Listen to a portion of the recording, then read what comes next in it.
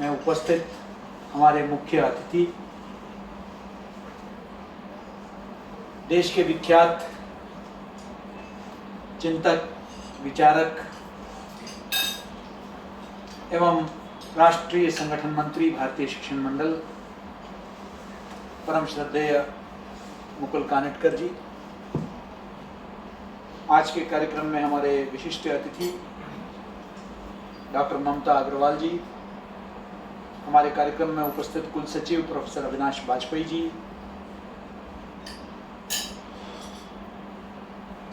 Dean academics professor Shashikala, NEP implementation के अध्यक्ष professor Agarwal जी, इस कार्यक्रम में उपस्थित सभी विभागाध्यक्ष, संकाय सदस्य एवं 23 राज्यों से जुड़े 200 के करीब इसमें जो प्रतिभागी, आप सभी को नमस्कार। और आज विशेषकर बहुत ही पावन दिवस है। आज मध्य प्रदेश में हम लोगों ने विश्वकर्मा दिवस मनाया, और यही नहीं, आज जैसे यहाँ बताया गया, आज हम सबके लोकप्रिय माननीय प्रधानमंत्री जी, जिनके विजन और मिशन का ही नतीजा है ये जो हमारे सामने जो प्रारूप राष्ट्रीय शिक्षा नीति का हम सबके सामने आया है, उन्हीं के प्रयासों का नतीजा है। ऐसे माननीय प्रधानमंत्री का जन्म दिवस भी है आज, तो इससे पावन अवसर हो नहीं सकता इस समापन सत्र में। और इतना सारगर्भित ज्ञानवर्धक उद्बोधन के बाद बहुत कुछ रह नहीं गया है। मेरे लिए तो हमेशा यह सौभाग्य का विषय रहा है कि विवेकानंद केंद्र के दिनों से ही मुझे माननीय मुकुल जी का सानिध्य प्राप्त हुआ है, और इस विश्वविद्यालय में आने के बाद भी आपके उस प्रत्यक्ष उद्बोधन के साथ ही हमने एनईपी का काम विश्वविद्यालय में शुरू किया। और इस बीच में यहाँ एजुविजन, सार्थक एजुविजन का आयोजन भोपाल में हुआ, जिसमें हमारे सभी विभागाध्यक्षों ने और संकाय ने सक्रिय भागीदारी की, और सभी सत्रों से सभी विशेषज्ञों से बातचीत की, जिसके पश्चात चाहे वो पचौरी साहब हो या मजहर आसिफ साहब हो, देश के विख्यात शिक्षाविद और जो लोग भारतीय शिक्षण मंडल और एनईपी के ड्राफ्टिंग कमेटी से जुड़े हैं, ऐसे महानुभावों का सानिध्य हमें इधर प्राप्त हुआ जब हम ये तैयार कर रहे थे। कठिन था, क्योंकि हमारे पास कोई भी डॉक्यूमेंट नहीं था कॉपी पेस्ट करने के लिए, हमारे पास कोई रोल मॉडल नहीं था, हम किसी भी विश्वविद्यालय से उठा के नहीं लगा सकते थे।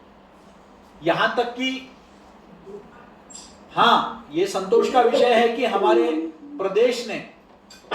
मध्य प्रदेश ने ये तय कर लिया है कि इस राष्ट्रीय शिक्षा नीति का क्रियान्वयन होगा, लेकिन ये फैसला आने से पहले ही हम लोगों ने अपने विश्वविद्यालय में इसका काम शुरू कर दिया। जो मुकुल जी का जो संकल्प है कि ये शिक्षक के ऊपर है, विश्वविद्यालयों के ऊपर है, हमें यूजीसी के ऑर्डर का इंतजार नहीं करना चाहिए, हमें जो है अपने सरकारों का इंतजार नहीं करना चाहिए। हमने नहीं किया, हमने अपने यहाँ जो है पूरी तैयारी कर ली, और क्योंकि हम प्रदेश के उच्च शिक्षा विभाग के अभिन्न अंग नहीं भी है, तो इसलिए हमने अपना एक स्वतंत्र पथ चुना। और जब इसका क्रियान्वयन हुआ तो सबसे अधिक खुश भी हमारे राज्य सरकार और विशेषकर उच्च शिक्षा मंत्रालय हुआ। ये इस बात का प्रतीक है कि हमारे उद्घाटन सत्र में माननीय उच्च शिक्षा मंत्री स्वयं मौजूद थे, और उन्होंने विश्वविद्यालय की तारीफ की कि हमने उसका क्रियान्वयन किया। हमने न सिर्फ करिकुलम तैयार किया, बल्कि हमने जब अपने एडमिशंस प्रवेश की घोषणा की तो सभी पाठ्यक्रमों के साथ राष्ट्रीय शिक्षा नीति के अंतर्गत हमने 4 वर्षीय यूजी प्रोग्राम्स, 1 नहीं 2 नहीं 7 पाठ्यक्रम हमने एक साथ घोषणा की, जिसमें 5 पाठ्यक्रम मीडिया से संबंधित विषयों को लेकर है। और मैं इसका पूरा श्रेय अपने विभागाध्यक्षों को और संकाय सदस्यों को देना चाहता हूं कि लगातार बैठकों का एक दौर चलता रहा, और उन दिनों तो हम लोग ऑफलाइन भी नहीं हुए थे, हम लोग ऑनलाइन के माध्यम से लगातार, और हमारे पास रेफरेंस के लिए ज्यादा कुछ नहीं था। हमारा भी, जैसे आपने बिल्कुल सही फरमाया माननीय मुकुल जी ने, कि हमारे सामने एक ही डॉक्यूमेंट था, वो 64 पेज का। उस डॉक्यूमेंट को आधार बनाकर उसके लेटर एंड स्पिरिट को समझते हुए हमने जो है उसका क्रियान्वयन किया। और मुझे ये आपको सूचित करते हुए बहुत हर्ष होता है माननीय मुकुल जी कि 7वें पाठ्यक्रम में सीटें भर चुकी है, हम अकोमोडेट नहीं कर पा रहे हैं, इतना डिमांड है। और आज हम इस स्थिति में पहुंच गए हैं क्योंकि इतने सारे अनुरोध हमें देश भर के विश्वविद्यालयों से आ रहे हैं, विशेषकर मीडिया पाठ्यक्रमों को लेकर, कि हम जानना चाहते हैं कि आपने क्या क्या डाला, कितने क्रेडिट्स दिए, कैसे क्रेडिट्स को मैनेज किया। और हमने जो नए जो भी हमें लगातार दिशा निर्देश यूजीसी से मिलते हैं, हम बिल्कुल स्पष्ट हैं, कहीं कोई कंफ्यूजन नहीं है। एक आध विषयों को लेकर जिनका जिक्र प्रोफेसर अग्रवाल ने किया, अन्यथा हम बिल्कुल स्पष्ट हैं। हम जानते हैं कि ये एक इवॉल्विंग डॉक्यूमेंट है, इसमें अभी आने वाले दिनों में वो लचीलापन होना चाहिए, वो फ्लेक्सिबिलिटी हमको भी रखना पड़ेगा, तभी जाकर हम सफल हो पाएंगे। और अभी हाल ही में हमारे यहाँ से एक प्रतिनिधि मंडल, हम लोग आरजीपीवी में, राजीव गांधी प्रौद्योगिकी विश्वविद्यालय में, वहाँ के माननीय कुलपति प्रोफेसर सुनील कुमार जी के साथ हमारी बैठक हुई, जहाँ अब ये चर्चा हो गई और हमारी सहमति हो गई है कि हमारे यहाँ के कुछ पाठ्यक्रम उनके विश्वविद्यालय में और उनके यहाँ के कुछ पाठ्यक्रम हमारे विश्वविद्यालय में जेनरिक इलेक्टिव के रूप में हम लोग जो है ऑफर करेंगे। इसका सबसे बड़ा फायदा है कि आज विशेषज्ञता का ये समय है, जिसको हम कहते हैं कि सुपर स्पेशलिटी का समय है। पत्रकारिता करते हुए भी पर्यावरण के क्षेत्र में को समझने के लिए या ऊर्जा के क्षेत्र को समझना आवश्यक है। तो आरजीपीवी में जो एनर्जी स्टडीज और एनवायरमेंटल स्टडीज का जो कोर्स है, उसमें जनरल इलेक्टिव का मॉड्यूल हमारे पत्रकारिता के विद्यार्थियों को मिलेगा, और वहाँ के जो इंजीनियरिंग के जो छात्र हैं उनको हमारे विश्वविद्यालय में मोबाइल पत्रकारिता और ग्राफिक्स, एनिमेशन इत्यादि विषयों को लेकर उनको भी हम लोग मॉड्यूल्स प्रदान करेंगे। आज क्योंकि समय कंपटीशन का नहीं है, कोलैबोरेशन का समय है, कोऑपरेशन का समय है। किसी भी विश्वविद्यालय, विशेषकर राज्य विश्वविद्यालय, उसके पास सीमाएं हैं, विशेषकर आर्थिक दृष्टि से। हम लोग उतने संकाय को नहीं लगा सकते हैं, हम लोग उस तरह विभाग नहीं खोल सकते हैं। तो ऐसे में आप आधा अधूरा या पार्ट टाइम संकाय को रखकर विद्यार्थियों के साथ अन्याय करने के बजाय पूरे देश भर से और विश्व भर से बेहतरीन पाठ्यक्रम हम उनको उपलब्ध कराएं, उसका क्रेडिट दें, जेनरिक इलेक्टिव के अंदर उसको there is no need to reinvent the wheel. जो मौजूद है बेहतर तरीके से मौजूद है, बेहतर संस्थाओं में मौजूद है, उसको हम अपने विद्यार्थियों को प्रदान करें। इसी के अंतर्गत हम काम कर रहे हैं। वाकई राष्ट्रीय शिक्षा नीति ये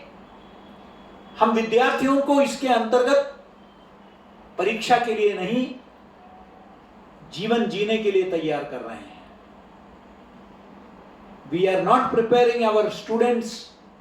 for examinations or jobs, but to meet the challenges of life. हम उसके लिए उनको तैयार कर रहे हैं। और टीचर से जो गुरु की यात्रा है, जहां मेंटरिंग, आपने बिल्कुल सही कहा कि अब teacher will have to take control of the things. कोई केंद्र सरकार, कोई राज्य सरकार, कोई विभाग इस राष्ट्रीय शिक्षा नीति का क्रियान्वयन में उतनी बड़ी भूमिका नहीं निभा सकती जितना एक शिक्षक की भूमिका रही। ये जो राष्ट्रीय शिक्षा नीति है, इसके कई पहलुओं पर हमने डॉक्टर ममता जी से भी हमने सुना, और पिछले 5 दिनों में देश भर के विशेषज्ञ यहां आए, उन्होंने भी आपसे बात की। लेकिन मुख्य रूप से हमें समझने की आवश्यकता है कि अब हम इस शिक्षा के माध्यम से हम उनके अंदर कुछ ऐसा गुण पैदा करना चाहते हैं अपने विद्यार्थियों के अंदर, जो समाज और विश्व के समक्ष जो चुनौतियां हैं उसका समाधान निकालें। The focus is on critical thinking and problem solving. लोग सोचने पर मजबूर हो। वो the learning in the classroom, online offline, should trigger the thought process in the students, जिससे कि वो सोचने में मजबूर हो कि ऐसा क्यों है, ऐसा क्यों नहीं है, और मुझे बदलने के लिए क्या करना चाहिए। वहां शोध का महत्व होता है, इसलिए नेशनल रिसर्च फाउंडेशन का प्रावधान है। शोध पत्रों का, मुझे ये बताते हुए बहुत हर्ष होता है कि हमारे विश्वविद्यालय में न सिर्फ हमने अपने पत्रिका जो 2 वर्ष से बंद पड़ी थी उसको दोबारा शुरू किया, बल्कि शोध के विषय में भी हम आगे बढ़ रहे हैं, और हम प्रोत्साहित कर रहे हैं अपने संकाय को भी लगातार वो शोध के प्रक्रिया से जुड़े रहे। हम चाहते हैं हमारे प्रोफेसर अग्रवाल जी जैसे हमारे जो संकाय है, उन्होंने और भी अन्य लोगों ने भी यहाँ पेटेंट्स ले लिए हैं। मैं समझता हूं कि जब हम वैश्विक आज हम देखते हैं तो हमारे विश्वविद्यालय में ग्लोबल रैंकिंग में हम विश्वास नहीं करते हैं, लेकिन वो समय दूर नहीं जब हम अपना RFRF के अंतर्गत, हम RFRF में हम भी एक कोलैबोरेटर हैं, सहयोगी हैं, और उसके अंतर्गत हम लोग जो है प्रतीक्षा कर रहे हैं कि जल्दी ही गुरु जो ग्लोबल यूनिवर्सिटी रैंकिंग्स का जो RFRF के अंतर्गत शुरू कर रहे हैं, उसमें हम अपने विश्वविद्यालयों को हम सही उनका मूल्यांकन कर सकेंगे, क्योंकि जो पश्चिमी मापदंड है, जो शुद्ध रूप से व्यावसायिक है, उसके आधार पर हमारे विश्वविद्यालयों का मूल्यांकन नहीं किया जा सकता। इसके लिए भारतीय मापदंड सुनिश्चित होंगे, नहीं तो आज भी हम देखेंगे 100-200 संस्थाओं में 1 या 2 भारतीय संस्थाओं को एक जगह मिलती है QS रैंकिंग और इत्यादि जो रैंकिंग्स है, क्योंकि उसमें ऐसे कई प्रावधान हैं जो भारत के लिए उपयुक्त नहीं है, भारतीय संस्थाओं के लिए उपयुक्त नहीं है। जैसे कितना मुनाफा कमाया। अब ये हमारे संस्थाएं, इवन जो निजी संस्थाएं हैं, उनको जो है हम NGO के तहत चलाते हैं, तो मुनाफा तो हम दिखा ही नहीं सकते कोई भी हमारे यहाँ। इसी तरह बहुत सारी चीज़ें हैं, बहुत सारे मापदंड है। विदेशी आपके कितने विद्यार्थी हैं, तो चाहे बेहतरीन विश्वविद्यालय हो, माखनलाल चतुर्वेदी को इस बार इंडिया टुडे ने अपने रैंकिंग्स में 34वें रैंक पर रखा पूरे देश में, लेकिन क्योंकि हमारे यहाँ एक भी विदेशी संकाय या विदेशी विद्यार्थी नहीं है, होना चाहिए आगे चल के। जैसे माननीय मुकुल जी ने कहा, हमारे नए परिसर में जाने के बाद हमारा ये भी लक्ष्य होगा कि हमारे यहाँ विदेश से भी लोग पढ़ाने आए और विदेश से लोग पढ़ने भी आए, लेकिन अभी नहीं है। तो क्या उसका मतलब है कि हम आ नहीं सकते हैं रैंकिंग में? तो इस तरह के बहुत सारे विषय हैं जिस पर बहुत काम हो रहा है, अलग अलग स्तर पर बहुत ज़्यादा काम हो रहा है, और ये वो समय नहीं है। मैं बधाई देना चाहता हूँ सभी प्रतिभागियों का कि उन्होंने 5 दिवस इस महत्वपूर्ण विषय पर implementation for quality NEP 2020 implementation for quality education को आपने बिल्कुल सक्रिय भागीदारी आपकी रही और आपने इस आयोजन को सफल बनाया। मैं धन्यवाद देना चाहता हूँ AICT training and learning academy, Atal academy को, कि वो लगातार हमारे विश्वविद्यालय को समर्थन देते हैं और आगे भी आने वाले दिनों में एक और कार्यक्रम कंप्यूटर एप्लीकेशंस डिपार्टमेंट का होने जा रही है अक्टूबर के महीने में, नवंबर में एक और अटल एकेडमी का कार्यक्रम हम जल्दी ही इसका घोषणा करेंगे, और वो भी NEP से ही जुड़ा हुआ है, शब्दावली, टेक्निकल शब्दावली, और वो एक और कार्यक्रम है, वो भी हमने सोच रखा है। इस तरह बहुत सारे विषयों को लेकर हम लोग लगातार कार्यक्रम कर रहे हैं और हमें समर्थन भी मिल रहा है। मैं अपने प्रोफेसर अविनाश वाजपेयी जी के नेतृत्व में जो मीडिया प्रबंधन विभाग और उसमें प्रोफेसर कंचन भाटिया, मनीषा वर्मा, कपिल और अन्य जितने सहयोगी हमारे विभाग के हैं, मीडिया प्रबंधन विभाग के, उनको भी मैं बधाई देना चाहता हूं, धन्यवाद देना चाहता हूं कि इतना एक महत्वपूर्ण कार्यक्रम का उन्होंने आयोजन किया, जिससे हमने न सिर्फ शुरू किया राष्ट्रीय शिक्षा नीति को अपने विश्वविद्यालय में, बल्कि हमने इसका संदेश